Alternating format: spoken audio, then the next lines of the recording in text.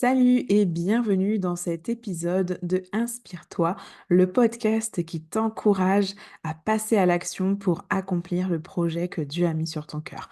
Aujourd'hui, je reçois Élodie. Élodie, elle a utilisé son histoire personnelle, en tout cas Dieu l'a conduite à utiliser son histoire personnelle pour en faire un projet, une association et une entreprise. Elle va nous raconter tout ça et j'espère que ça va t'encourager. Bonjour Elodie, bienvenue dans cette émission. Merci beaucoup d'avoir accepté mon invitation. Bonjour Sarah, merci à toi pour l'invitation. Je suis super contente de te recevoir aujourd'hui pour que tu nous parles un peu de ton parcours dans l'entrepreneuriat, comment Dieu a conduit les choses et voilà que tu puisses encourager nos auditeurs et spectateurs. Élodie, toi et moi, ça fait quelques années qu'on se connaît, on s'est vu un Ouais. peu grandir, cheminer et tout, et je trouve ça beau. Je trouve ça Oui. beau comment Dieu fait les choses, donc j'ai hâte que tu nous partages ça. Alors, je te laisse la parole. Tu peux déjà te présenter, dire un peu qui tu es et ce que tu fais actuellement. Puis après, je viendrai te poser des questions pour en savoir plus. Déjà, merci à toi, comme je te disais, pour cette invitation. Donc oui, c'est vrai que ça fait un moment qu'on se connaît, 3 ans, je crois déjà. On Mm. a démarré ensemble. Donc merci pour ce clin d'œil, ça me fait vraiment plaisir d'être là. Donc moi, je suis Élodie Toutout Fauconnier. Je suis maman de 3 enfants. Je suis également consultante handicap. C'est mon cœur de métier. L'idée, c'est de vraiment, construire des projets, pour les entreprises et les structures sur, le handicap et accompagner, enfin mon cri de cœur vraiment, c'est les familles, dans les familles aidantes sur, cette question du handicap. Voilà. Mm. D'accord, ok. Ça englobe quoi pour toi quand tu dis famille aidante? Alors ça englobe quoi? Ça englobe, tous les parents, voilà, déjà, qui ont des enfants en situation de handicap, malades, qui ont, une perte d'autonomie. Ça englobe également, les familles, qui aident, peut-être, leurs, grands-parents ou leurs parents même. Ça englobe, aussi peut-être des mères des femmes, des épouses qui aident leurs conjoints. Voilà, toutes ces personnes qui ont besoin, à un moment donné, dans leur vie d'une aide, voilà, pour, D'accord, pour d'accord, aller mieux. ok.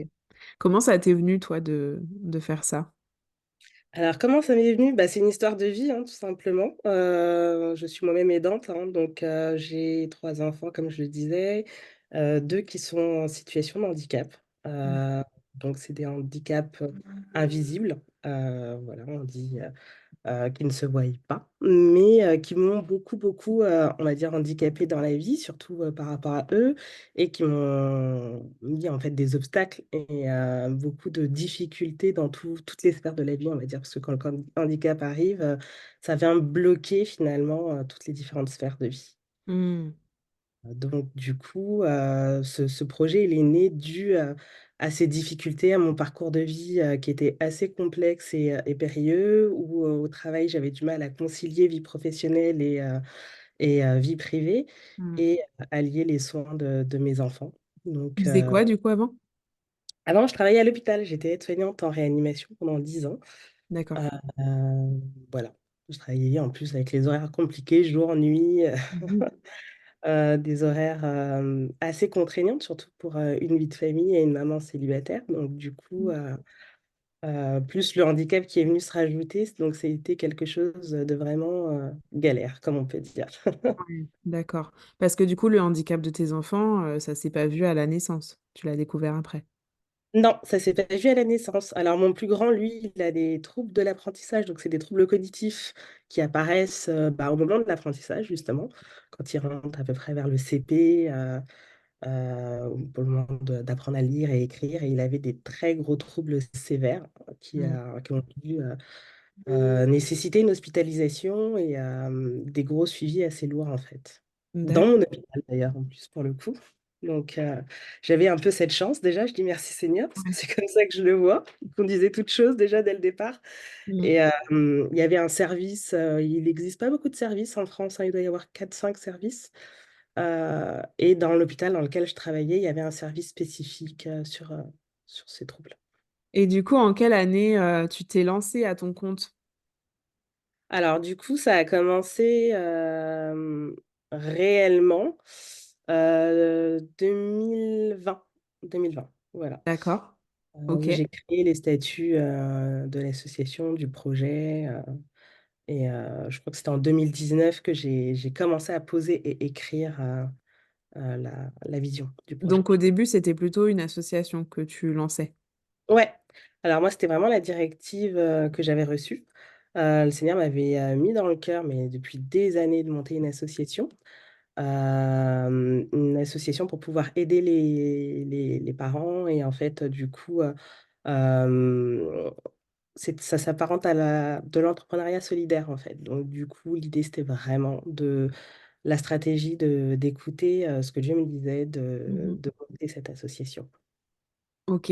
Et finalement, de l'association, tu as rajouté une casquette purement entrepreneuriale, ou bien est-ce que du coup tu es salarié de l'association? Comment est-ce que tu as organisé ça? Alors non, du coup, je suis pas salariée de l'association parce que je ne le peux pas, parce que je suis présidente de l'association déjà. Donc, je ne peux pas être salariée. J'interviens, certes, à mon compte. Et à côté, j'ai un cabinet de conseil. Voilà. Ok. Qui... Du coup, tu as et l'association et ton entreprise. Exactement. Ok. Mais dans les deux, enfin les deux ont pour mission d'aider les familles aidantes. Alors, oui, on va dire qu'elles sont liées. C'est pas totalement exactement les mêmes activités, mais on va dire que ça reste toujours dans le handicap. L'association, c'est vraiment plus envers les familles. Le cabinet, c'est plus du conseil et de la formation. Voilà. Pour les structures finalement. Pour les structures, pour les particuliers également, mais ça va être plus dans le domaine de l'insertion professionnelle. Vraiment, D'accord. tout ce qui va être la reconversion, tout ce qui va être lié bah, au travail, à l'insertion professionnelle, quoi.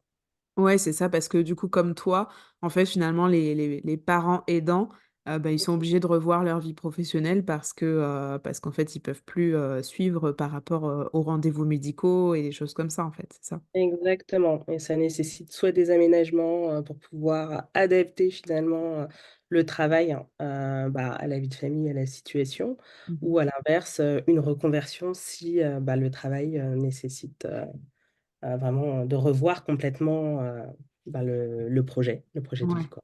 Ça fait partie du projet de vie. ok. Et j'imagine qu'il doit y avoir une charge administrative aussi énorme parce que vu comment fonctionne la France et le système médical, ça Ouais. doit pas être simple de s'y retrouver aussi là-dedans. Ouais, c'est assez complexe, hein. Bah, d'ailleurs, c'est pour ça que j'ai fait d'abord ces premières études qui m'ont amené vraiment à comprendre toutes les rouages, en fait, finalement, du handicap. Enfin, le handicap, c'est beaucoup de sphères politiques, hein, donc c'est des politiques publiques qu'il faut connaître. C'est des choses bien spécifiques. Donc, du coup, bah, j'ai d'abord été me former, hein, bien sûr, sur toutes ces questions avant de me lancer et de me lancer un plein temps, on va dire, dans ce projet. Mhm. C'est pour ça que d'ailleurs, ça a commencé par l'association. D'accord. Ouais, donc toi, tu es dans la team je me forme, puis je me lance. Oui et non. On va dire, on fait les deux en même temps. De toute façon, on n'arrête jamais d'apprendre, on n'arrête jamais de C'est se ça, former, c'est super important. exactement. Surtout que toi, si c'est beaucoup lié à la politique, du coup, j'imagine que ça doit changer tout le temps, en fait. Les- Après, il y a des conventions, des accords, enfin, les dispositifs changent effectivement. Faut suivre l'actualité parce que c'est au niveau des lois qui sont votées, au niveau, enfin, faut être quand même assez à jour hein, finalement Hmm. des dispositifs. Donc oui, ça change, effectivement, ça change. Ok, ok. Comment Dieu te conduit dans tout ça? Comment Dieu me conduit? On va dire que bah, c'est mon socle, hein. Ouais. Bah, déjà, il n'y aurait pas eu ce projet si c'était pas lui qui m'avait conduit. Hmm. Non, parce que du coup, je ne l'ai pas imaginé toute seule de ma tête. Comme je Hmm. dis, c'est suite à un parcours de vie. Je pense que, comme on dit, le Seigneur ne donne pas d'épreuves que l'on puisse surmonter au-delà de nos forces. Mm. Et je pense que s'il a permis que ce projet voit le jour, c'est justement par rapport à, on va dire, ces épreuves que j'ai eues dans ma vie, dues au handicap, liées au handicap, et que du coup, on va dire, c'est une jolie histoire que le Seigneur écrit et Mm. sur laquelle il me conduit, sur un chemin sur lequel il me conduit. Voilà. Ouais, je suis impressionnée de comment tu retournes la situation parce que je sais pas comment moi j'aurais réagi, mais du coup tu es maman célibataire. Sur tes trois enfants, tu en as deux, c'est ça, qui sont porteurs de handicap? Ou les... Deux, et j'ai un troisième qui est peut-être en cours de diagnostic, du coup, D'accord. voilà. Et je sais pas, je me dis, mais peut-être que j'aurais passé un temps à me morfondre et à dire, mais Seigneur, tout ce que tu fais tomber sur moi. Et en fait, toi, tu retournes la situation et tu te dis, bah non, je vis ça, j'ai telle compétence, j'ai acquis telle connaissance et en fait, je vais en faire une force et je vais aller aider les autres pour que eux, ils ne vivent pas toutes les galères par lesquelles moi je suis passée à cause de l'administratif, à cause de l'isolement, à cause du fait qu'il n'y a pas beaucoup d'aménagement, que ben après tu galères professionnellement, etc. Et je trouve ça beau en fait que finalement ta situation, tu la retournes pour en faire une force et pour aider les autres. Non, c'était le sujet de la première conférence que j'ai fait, de faire de sa force Mhm. quelque chose.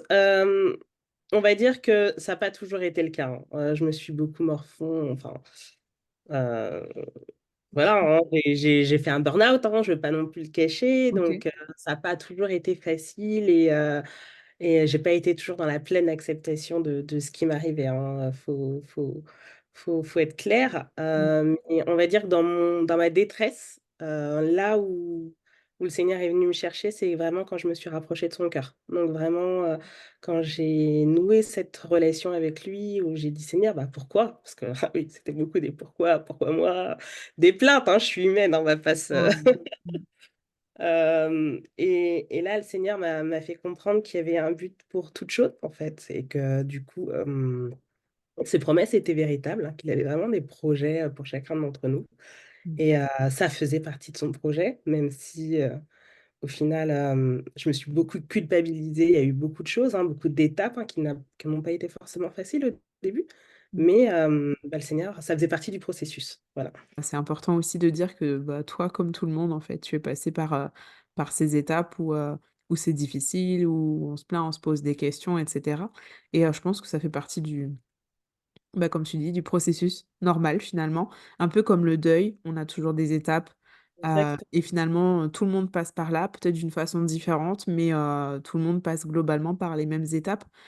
Et du coup, s'il y a quelqu'un qui nous écoute, qui vit cette situation où il y a un handicap qui vient d'être découvert dans la famille, etc., bah aussi laisser le temps et se dire ben, que c'est normal si on passe dans un temps où c'est plus la détresse que C'est la nécessaire, force. Voilà. bien sûr.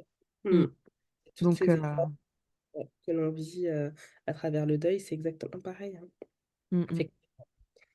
Et je rebondis juste sur ce que tu dis. Euh, j'en ai fait une force, oui, mais on va dire que c'est vraiment le Seigneur qui m'a conduit à réaliser cela dans ma relation avec lui. Parce que vraiment, c'est pas par mes propres forces, vraiment. mm, mm. Ouais. Ouais, j'aimerais bien qu'on aille plus loin sur ce sujet, sans forcément que tu dévoiles toute ton intimité, mais comment est-ce que tu as réussi à capter quand Dieu voulait te dire, allez, vas-y, maintenant il faut que tu ouvres une association, maintenant lance-toi dans l'entrepreneuriat et tout ça. Ben, on va dire que c'était un désir de cœur. Alors, je sais pas si je me répète ou pas, mais en tout cas, c'était quelque chose que j'avais vraiment enfoui dans mon cœur. Depuis petite, en fait, j'avais déjà ce désir d'aider l'autre. D'ailleurs, j'étais aide-soignante aussi, donc j'avais déjà ce métier tourné vers la relation d'aide et vers l'autre. Et du coup, c'était vraiment un désir de cœur, premièrement, et c'est venu un peu raviver tout ça, en fait, quand j'ai eu cette détresse et ces problématiques auxquelles j'étais confrontée. Et en fait, j'ai eu cette grâce, en tout cas moi c'est comme ça que je le vois, dans mon parcours, d'avoir le Seigneur qui m'ouvrait les portes en fait. Mm, certes, il y avait des épreuves, certes, c'était difficile d'entendre certains diagnostics, mais déjà, il y a toujours plus lourd que nous dans ces détresses-là. Donc déjà, voilà, c'est ce que je me disais. Et dans mon malheur, entre guillemets, bah, le Seigneur mettait toujours une solution ou une porte qui s'ouvrait pour régler la situation. Donc, il m'accompagnait au final, il me montrait le chemin. Mhm. Donc, euh, par exemple, je travaillais à l'hôpital, je travaillais dans l'hôpital qui diagnostiquait voilà, ces différents troubles Ouais. de l'apprentissage, hein, où il y avait un ou deux services dans la région, en fait. Donc, et j'ai eu cette place. Enfin, et à chaque fois, ça a toujours été ça dans mon parcours et pour le diagnostic de mes enfants. Donc, et pour les prises en charge, on sait à combien ça peut être difficile d'avoir des prises en charge. J'ai toujours eu vraiment cette chance d'avoir des professionnels bienveillants, qui étaient compétents, voilà, qui m'accompagnaient vraiment, où le Seigneur me disait, mais t'inquiète pas, voilà, moi j'ai tout Mhm. prévu. Et, même si les hommes n'ont pas la solution, moi je vais te frayer un chemin Mhm. et je vais t'accompagner. C'est moi ton père, en fait. Mhm. Mhm. Et du coup, dans l'entrepreneuriat, est-ce que tu as eu ce genre Ben, de pareil, d'œil? pareil. Ah ouais, et en fait, en plus, du coup, moi, je me suis lancée en plein Covid. Donc, tu sais, Mhm. c'était pas vraiment une volonté de ma part, on va dire. C'était parce que c'était une nécessité, parce que normalement, j'étais réquisitionnée pour l'hôpital, tu te Mhm. rappelles? Ouais. Donc, du coup, je dis, ben, Seigneur, ça va pas être possible. Comment je fais avec les enfants, mon fils qui a besoin vraiment d'une aide soutenue à la maison, je suis seule. Si je dois être réquisitionnée, qu'il arrive quelque chose, bah voilà. Et la sœur, il dit, mais non, tu n'y retournes pas et tu te lances. Je me lance. Non, mais ça va pas. Mhm. T'as démissionné du coup? Non, alors, j'ai pas démissionné tout de suite, hein. Là, maintenant, oui, mais non, non, je me suis mis en disponibilité. D'accord. Et ils ont Voilà. accepté ta demande de disponibilité malgré le Oui, Covid? oui, oui. Ok, Convenance, j'avais pas, bah, voilà, j'avais un enfant, deux enfants en situation de handicap, mère célibataire, donc oui, oui, ils ont accepté. d'accord. Ok. Du coup, en mise en dispo, en toute indiscrétion, c'était quoi tes revenus? Parce que t'es Ah, pas payé. ben non, ben non, c'est vrai.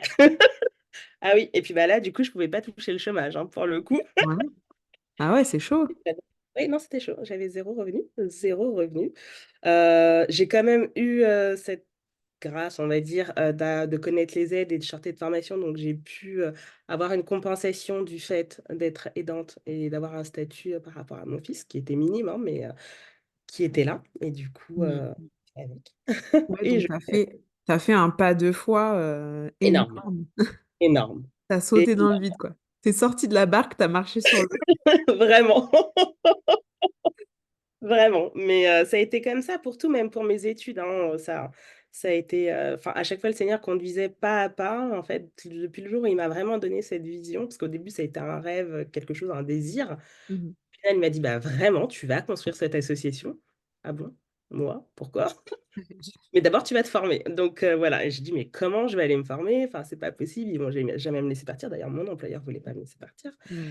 Et pas payer la formation qui coûtait assez cher aussi également. Et bah, il l'a fait. Ils l'ont fait, je veux dire. Donc, Mm. c'est vraiment un pas de foi, vraiment, parce que bah, de l'ordre, une idée comme ça, pour te dire, ma formation coûtait 10 000 € Mm. à peu près. Donc, mon employeur ne voulait vraiment pas me payer ce genre de formation, c'était impossible. Et le Seigneur me dit, si, si, t'y vas. Bah, comment je fais? Parce qu'ils me disent non. Donc, moi, je te dis que oui. Ok. Et finalement, ils ont payé.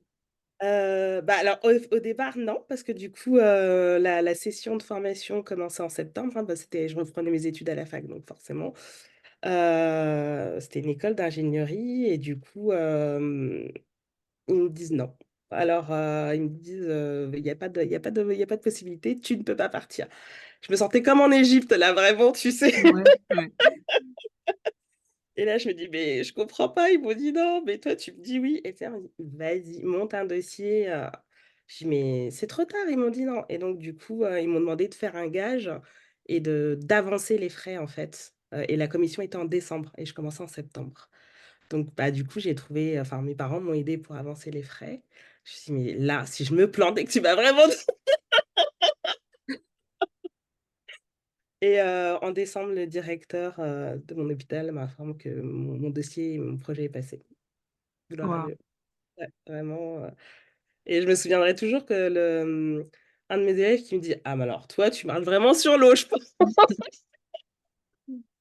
Ah ouais. Parce que là, franchement, te mettre comme ça, j'ai dit: «Mais non, mais le Seigneur, il m'a dit» et en plus, il me l'avait dit vraiment, il m'avait dit dans sa parole et il me l'avait confirmé, «Ce que vous demanderez en mon nom, croyez que vous l'avez reçu». J'avais vraiment reçu cette parole et j'ai dit: «Oui Seigneur, tu m'as dit, alors j'y vais».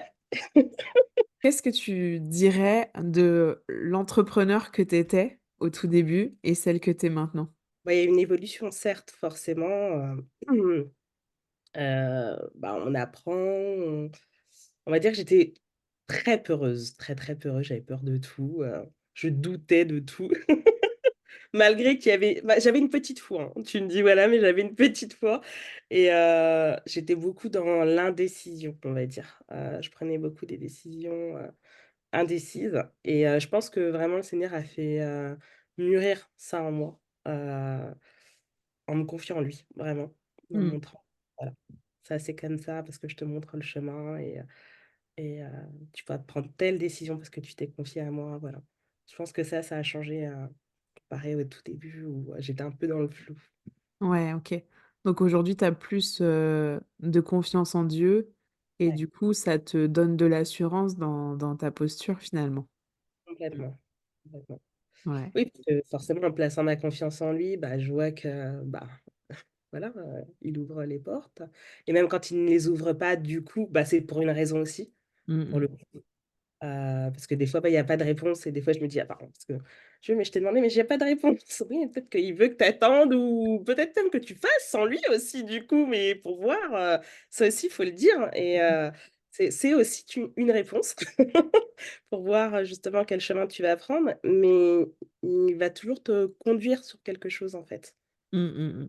Ouais, j'avais apporté un encouragement une fois où j'expliquais que dans le livre de Josué, je trouvais ça intéressant qu'en fait, Dieu donc c'est un passage où ils doivent, traverser le Jourdain et en Mmh. fait, Dieu lui dit juste, «Tu vas aller là-bas». Mais tu sais, il lui dit pas, «Allez, va à droite, va à gauche, fais comme Exactement, ça et tout». exactement. En fait, il est juste, il dit: «Tu vas aller là-bas». Mais en fait, le reste, c'est Josué qui a décidé de comment est-ce qu'on va faire et cetera, et je trouvais que c'était, important d'en prendre conscience parce que oui, il y a des périodes de notre vie où Dieu nous montre clairement, un pas Clairement, après l'autre, où est-ce qu'on doit marcher ouais, et il nous dit tout à la lettre près, tu vois? Mais il y a aussi des périodes de notre vie où il nous dit juste: «Tu vas faire ça», c'est ça. mais le comment, le quoi, pourquoi, tout ça, il dit pas. Non, mais c'est clair et c'est Quand vrai. même continuer à avancer, en fait. Ouais, ouais, complètement. Et puis, bah, des fois, oui, on va se planter, des fois, ça va être bon enfin, ça va être bon ce qu'on va faire et mais heureusement, si on se plante, Dieu, il est là, il nous Mmh. rattrape toujours, il nous relève toujours et il le fait toujours dans la délicatesse, dans l'amour, tu vois? C'est jamais, «Bon, bah, tu t'es planté, c'est bon, c'est fini, je veux plus que tu entreprennes avec moi, on arrête tout». Il est pas comme ça, en fait, donc je sais pas pourquoi je parle de ça, mais je sens qu'il y a quelqu'un qui a besoin de l'entendre, que c'est Mmh. OK si on se trompe, que c'est OK si la décision que tu prends aujourd'hui, c'est pas la meilleure décision de ta vie, que c'est OK si tu essayes un projet et puis que finalement ça réussit pas, c'est pas grave et puis on apprend aussi de ces expériences-là, on grandit aussi grâce à ça et Dieu nous façonne et nous fortifie aussi au travers de ces expériences-là, donc pas rester dans l'indécision, parce qu'on a peur de se tromper, parce que Dieu a pas fait entendre sa voix venue des cieux. Exactement. Non, mais complètement. Puis en plus, nos échecs nous servent, hein. On le dit, enfin, c'est pas pour répéter, mais c'est vrai. Nos Mmh. échecs nous servent, normalement pour, pouvoir avancer après. Ouais. Donc, Si aujourd'hui tu devais, recommencer, depuis le début, qu'est-ce que tu changerais?